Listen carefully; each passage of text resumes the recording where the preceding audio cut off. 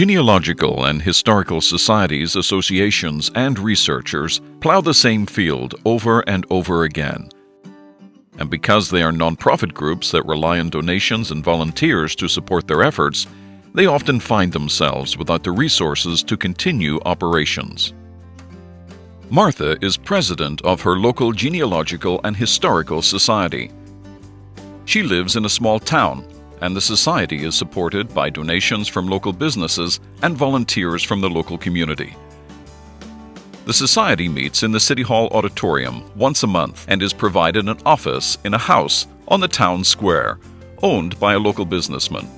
The house has a sign in front for the Genealogical and Historical Society. Travelers often stop to see what souvenirs might be for sale, and folks searching their routes stop by, send letters, or call to see what documentation the society might have that would help them in their research. Martha and the board of directors would like to have a website for the society, but they can't afford to pay someone to write it for them. They would also like to schedule events, manage the events, sell tickets to the events, create work projects such as inventorying the local cemeteries so they can provide genealogical information to individual researchers and to record the local history of the town. Martha finds American Pioneers on the web. She signs up for the standard membership and tells the board of directors about it. The board investigates the American Pioneers website and decides to give it a try. They appoint Frank, a local shopkeeper, the task of setting up the society's profile on American Pioneers. Frank completes the society's profile online. As he completes the society's profile, Jane is notified that a society which has some information about her great-great-grandfather has just joined American Pioneers. Frank sets up memorabilia for sale in the Society's online store at American Pioneers, along with a few books written by local historians. One of the books has a record of the marking of a grave of a Revolutionary War soldier that turns out to be Jane's great-great-grandfather. John and Don find out about this when Jane posts this information on her blog.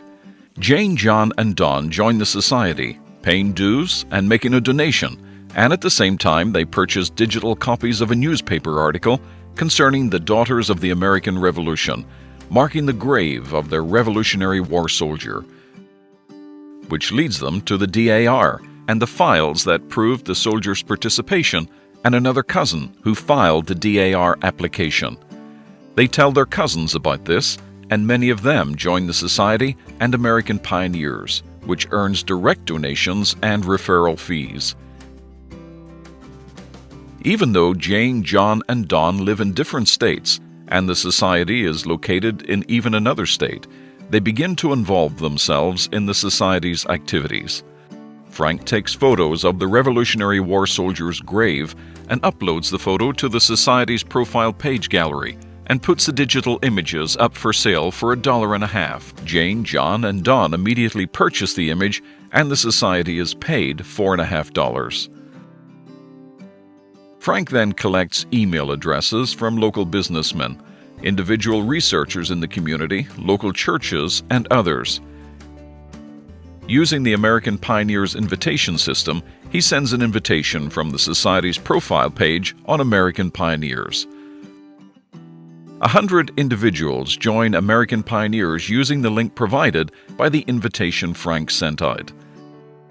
As a result of the individuals joining American Pioneers, the Society earns $1,000 for the join, and later, when the members renew their membership, year after year, the Society continues to earn money, growing the membership year after year. Soon the Society has members all over the United States, and they want to participate in meetings and planning. Frank sets up work groups and video conferencing on American Pioneers, which is free to members, so that those unable to attend the meetings can see and hear the meetings and even vote on plans and minutes of the meetings using American Pioneers' video conferencing feature. Frank sets up a blog for each of the projects and for news. The local newspaper wants to post articles. Therefore, the newspaper joins using the link sent out with the invitation.